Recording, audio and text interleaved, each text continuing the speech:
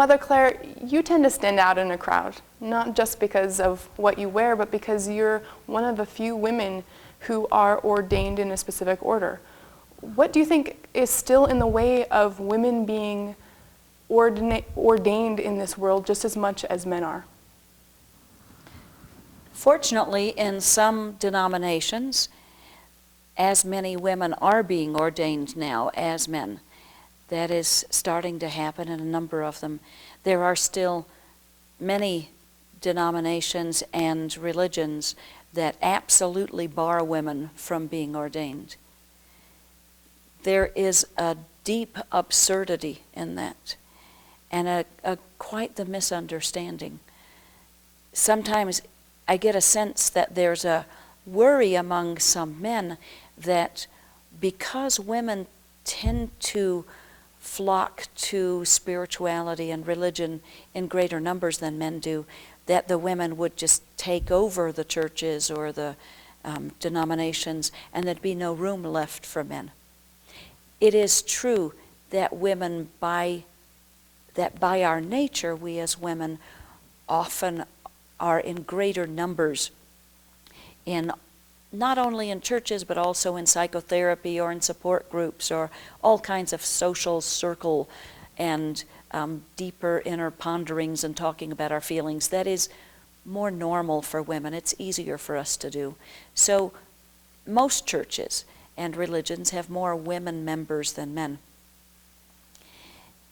However, it is not a thing of women taking over in numbers if they were empowered.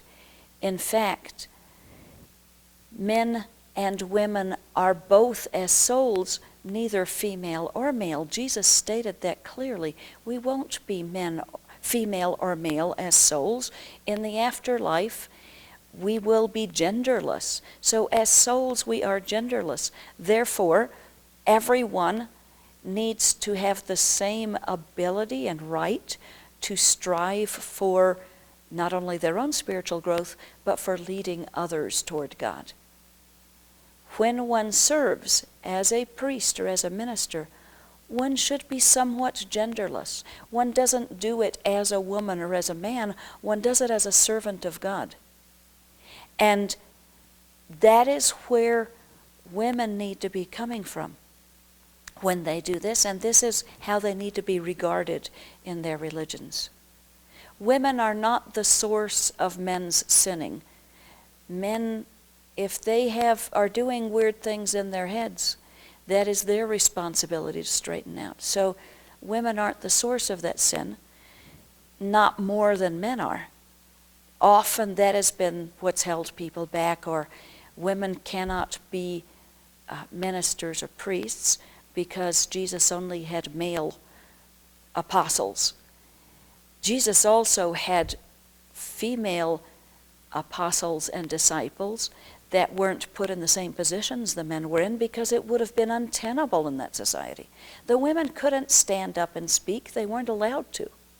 So it couldn't have possibly been that women would be the same.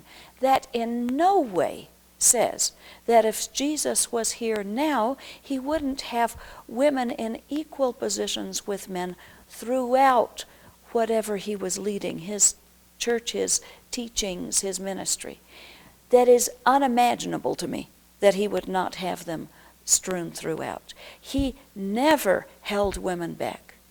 His love for the women and his belief in their ability to transform was everywhere, and it was pure, and it was holy, and it was strong. He saw souls, not genders. And when we, as humankind, see souls in each person, not genders, then we'll stop discriminating, and then we'll stop blaming woman or assuming things are her fault, and she therefore shouldn't be given spiritual positions of authority.